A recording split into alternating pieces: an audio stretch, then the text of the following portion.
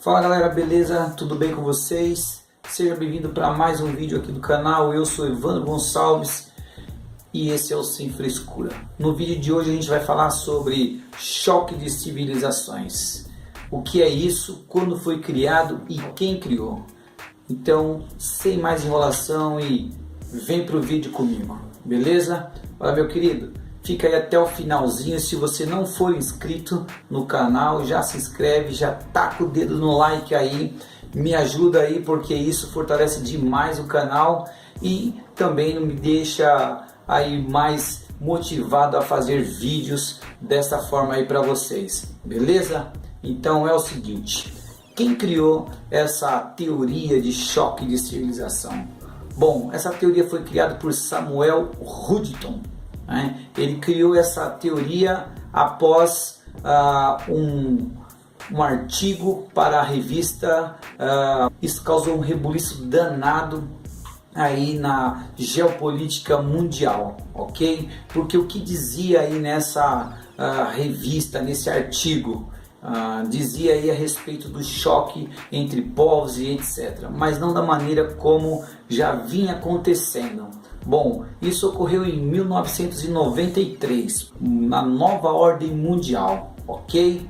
Bom, esse Samuel Huntington era um cientista político, também um estrategista de guerra, ok? Atuou como estrategista aí na guerra do Vietnã, aí nos Estados Unidos, ok? Já que o mesmo é norte-americano ou estadunidense, assim como você preferir.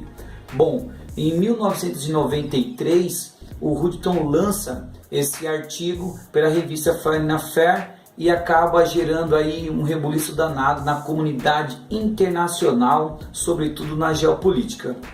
Em 1996, o Huntington ele vai lançar um livro, aproveitando aí o campo fértil, que ele criou através do seu artigo. Então em 96 ele vai lançar um livro com o mesmo nome, Choque de Civilizações. Segundo Huntington, o mundo não mais veria aquele tipo de guerra tradicional, até então visto como a Primeira Guerra, a Segunda Guerra Mundial, a própria Guerra Fria e etc. O mundo não mais veria esse tipo de guerra baseado aí em conquistas territoriais, por conta de economia e etc.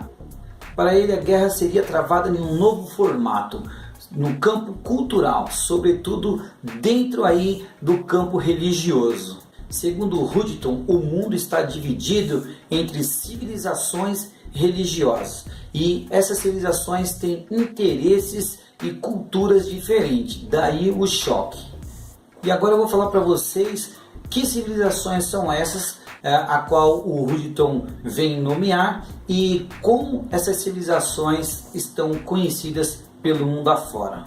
Bom, segundo Huntington, as civilizações estão divididas da seguinte forma: tem a civilização ocidental, que vai abranger, vai pegar todos os países aí que tem essa cultura judaico-cristã, envolvendo aí na América todos os países que porventura têm uma ligação com o cristianismo, envolvendo Canadá, Estados Unidos e também aí a Europa Ocidental. Também vai envolver os países colonizados por esses, ou seja, por exemplo, a Austrália, temos também na Nova Zelândia, ou seja, ali a cultura religiosa é semelhante à Europa Ocidental. E nesse bojo todo, nós temos aí todas essas todos esses países, contendo aí essa cultura greco-romana, surgindo aí lá na época ainda do Império Romano e etc. Nós vamos ter toda essa situação aí por conta da civilização ocidental, assim denominada por Samuel Huntington. Temos ainda outras civilizações, vejamos. Temos aí a civilização ortodoxa, que vai envolver a Rússia e o leste da Europa, ali mais conhecido como a região do leste europeu. Existe também a civilização latino-americana, que é essa civilização que surgiu da colonização aí dos países colonizadores da Europa Ocidental. Ainda teremos a civilização da África, com um núcleo aí na África do Sul.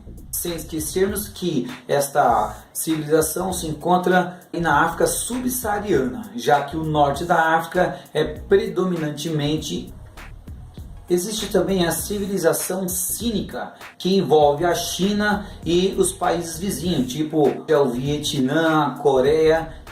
O mundo conta ainda com a civilização nipônica, tendo como representante oficial o Japão. E só temos aí o Japão e a Coreia do Sul que pratica algo aí cultural semelhante, tendo aí o Japão como o seu membro, no caso aí fundador dessa ideia, por conta da sua independência cultural. Vale lembrar que o Japão tem a cultura milenar, né, pessoal? O mundo conta ainda com a civilização hindu, tendo como representantes dessa civilização a Índia e o Nepal.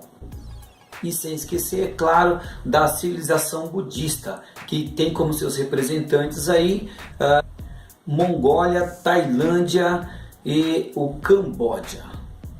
E temos também o Tibete. Bom, e por último e não menos importante, vamos falar aqui da civilização islâmica.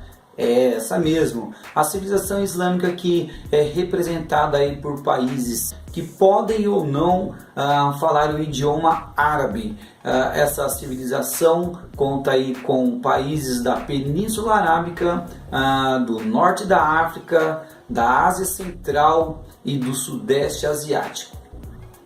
E esses países têm como a religião oficial ou predominantemente o Islã.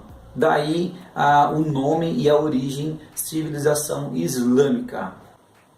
Bom, segundo Samuel Huntington, esse cientista político, essas são as civilizações que se degladiarão aí no campo da religião. Mais precisamente um destaque aí para a civilização ocidental que vem se chocar com a civilização islâmica, ok?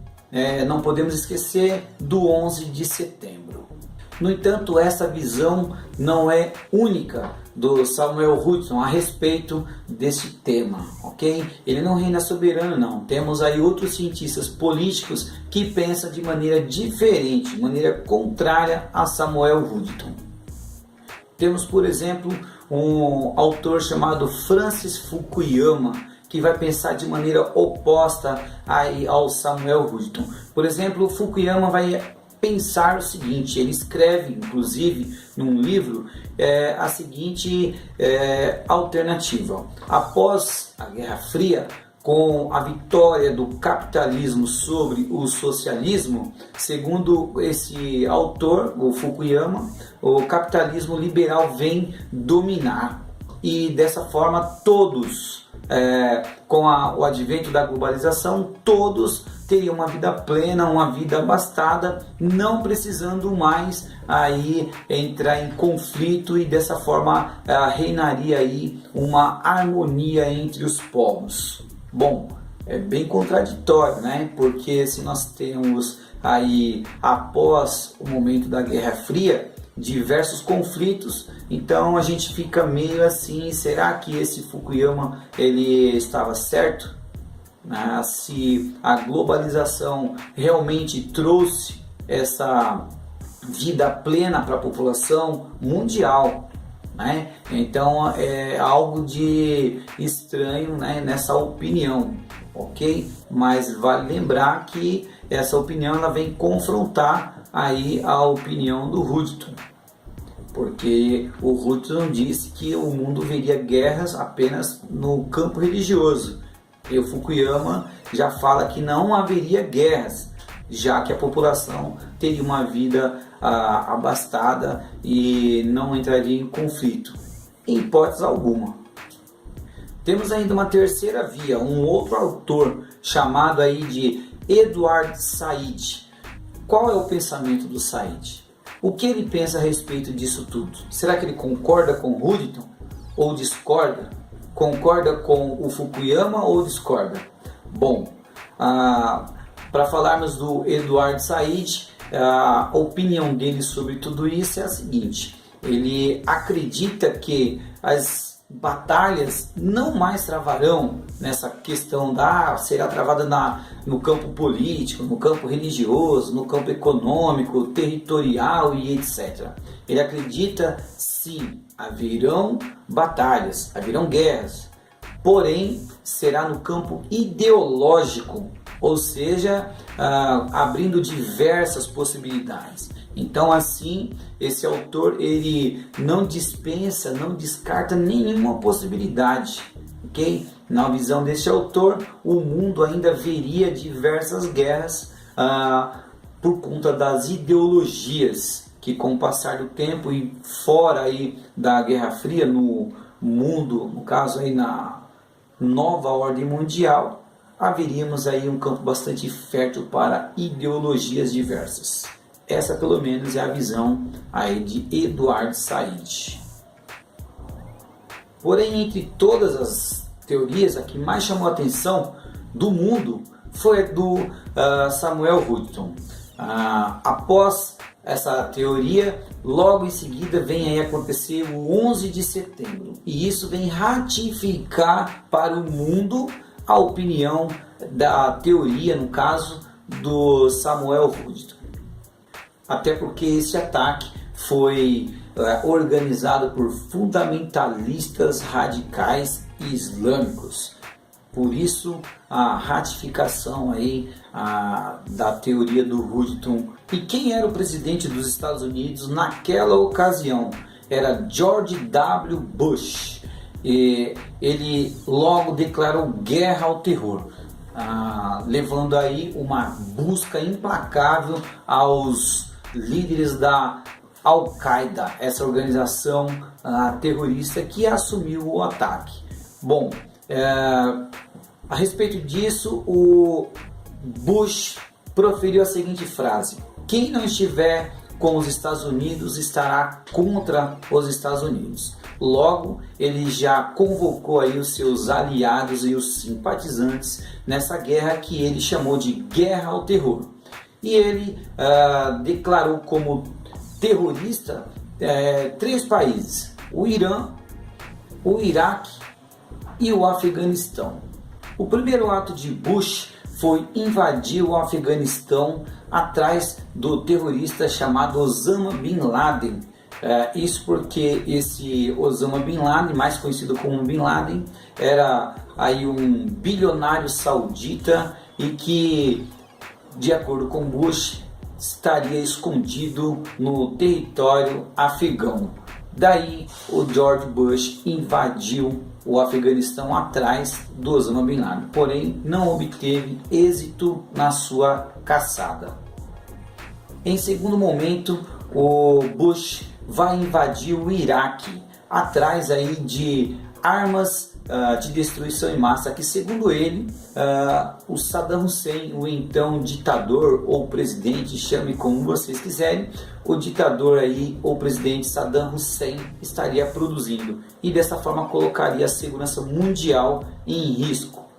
E mesmo a ONU, após a ONU ter inspecionado aí as instalações militares do Saddam Hussein, no caso do Iraque, e não encontrando nada, mesmo assim os Estados Unidos invadiu o Iraque atrás de tais armas, que depois ficou sabido que de fato não haveria armas mesmo. Bom, e no que diz respeito à Coreia do Norte, o que sabemos é que a Coreia do Norte tem um plano nuclear que vem desagradando aí os Estados Unidos já de longa data, entrando em desacordo na questão da produção de armas nucleares. Isso tem deixado os Estados Unidos aí bastante chateado. Então, por isso a Coreia do Norte também foi eleita aí como um dos 3 países aí, o eixo do mal, o novo eixo do mal. Bom, de acordo com os Estados Unidos, essa guerra ao terror não é travada apenas no campo religioso, mas todos aqueles que de alguma forma coloquem em risco a segurança mundial está sujeito a sofrer sanções por ele, Estados Unidos. Bom, pessoal, é isso da minha parte. Vou ficando por aqui. Eu espero que você tenha entendido a respeito aí desse tema, choque de civilizações. É um tema bastante complicado por conta que envolve aí as paixões religiosas de todos os lados, com destaque aí, como disse, para a civilização islâmica e a civilização ocidental, conhecida também como judaico-cristã, pois, de acordo com o Hudson, é exatamente aí que se encontra o campo fértil para as futuras batalhas, para as futuras guerras. Bom, vou ficando por aqui. Qualquer dúvida, deixe aí nos comentários. Se você não é inscrito, se inscreve no canal, fortalece nós aí, beleza? Demorou? Tchau, fiquem todos com Deus e até a próxima.